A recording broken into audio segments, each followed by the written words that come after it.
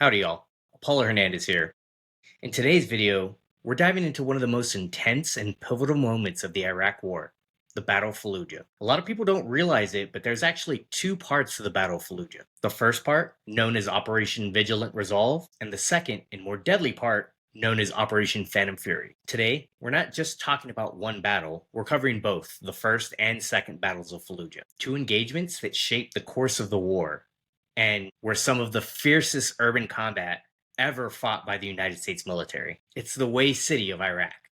So let's get to it. Fallujah, a city just 40 miles west of Baghdad, became infamous as a hotbed for insurgent activity during the Iraq War. The city had a population of about 300,000, many of whom were sympathetic to the insurgency and were directly involved in anti-coalition operations. The fuse was really lit for Fallujah to happen after 4 American contractors working for Blackwater were ambushed and unalived on March 31st, 2004. Images of some of the contractors hanging on the King Faisal Bridge, which Americans called the Brooklyn Bridge, sparked outrage across the United States and the world. I was in Iraq at the time, and I remember staging for the battle. I was with Alpha Company, 1st LAR. At the time, our battalion commander, Lieutenant Colonel Constantini, gave us a briefing, and during it, said some words that I'll never forget. He said, "We're going to deliberately and methodically destroy the city of Fallujah." I say again, we're going to deliberately and methodically destroy the city of Fallujah. Now, I think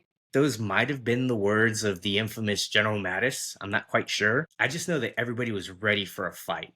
We're expecting a big one. And General Mattis was actually a huge fan of using LAR. He personally rode in LAVs himself because of their speed and ability to just lay hate on the enemy if things got bad. We were under the impression and expected a huge fight just to get a foothold around the city. We thought this was going to be like a contended amphibious landing.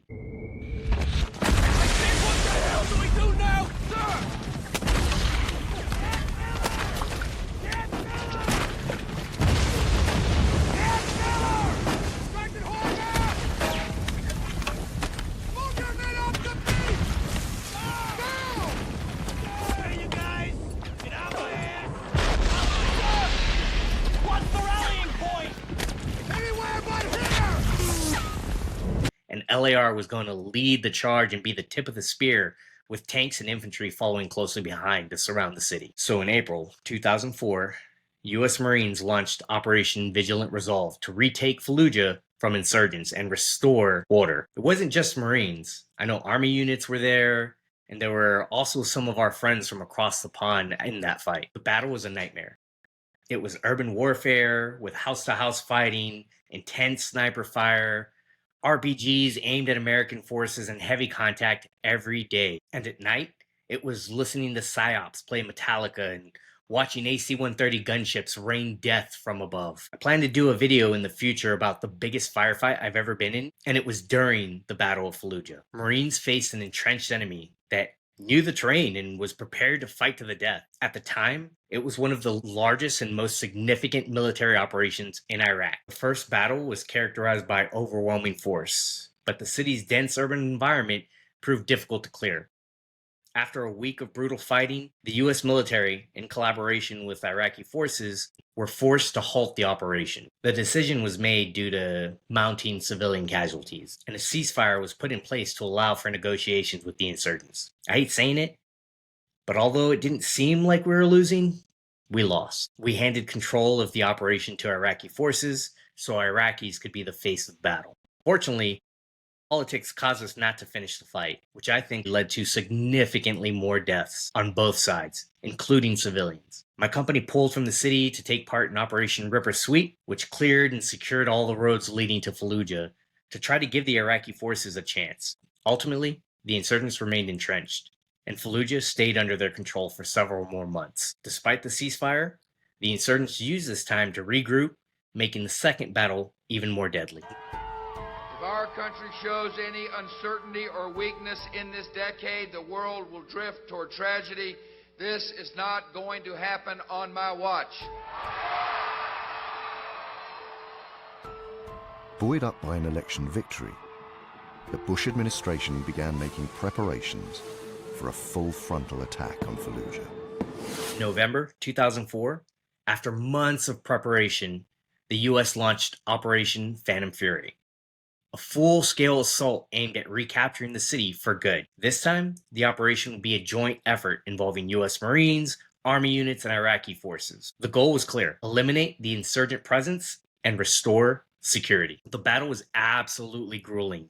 US forces used a variety of tactics, including house-to-house clearing, sniper teams, and overwhelming firepower to push the insurgents back. The fighting was brutal, with American forces taking heavy casualties. The insurgents, many of whom were foreign fighters, held their ground with the help of booby traps, improvised explosive devices, and suicide attacks.